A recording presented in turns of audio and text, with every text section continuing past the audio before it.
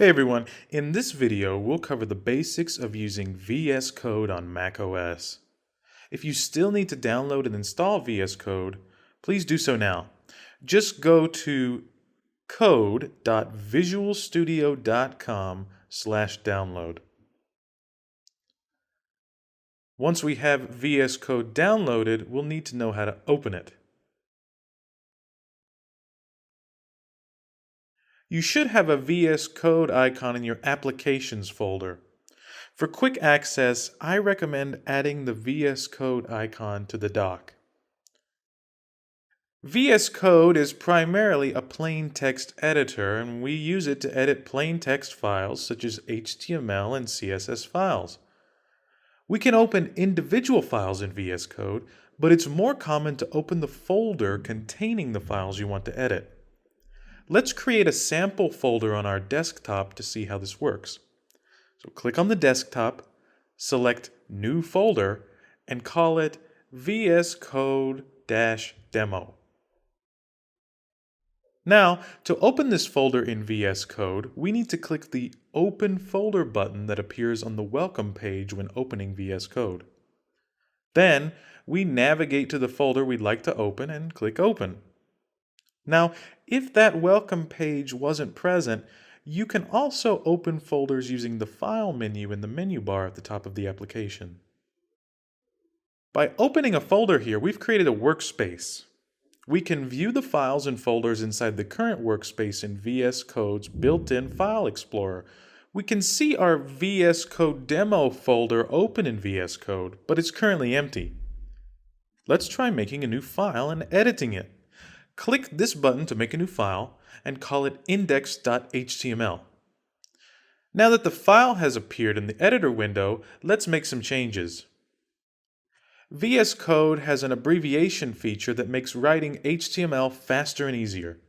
For example, just by typing an exclamation point and then hitting the Tab key, the basic boilerplate for an HTML document will be automatically generated. You can also quickly automatically generate individual HTML tags. For instance, to create H1 tags, simply type H1 followed by the Tab key. Conveniently, the cursor is now placed right where it needs to be so we can add some text content inside the element we just created. And if you'd like to add a class to a tag, the syntax is tagname.classname, like so.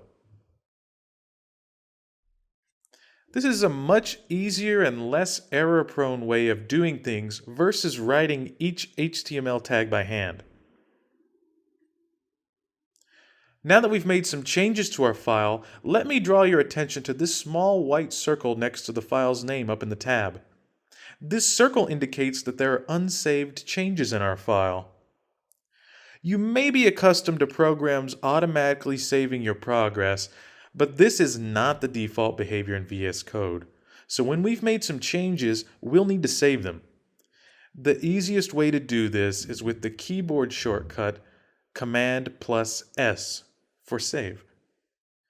If you ever forget this shortcut, you can also save a file using the File menu. Alright, so we've created, edited, and saved a file. What's next?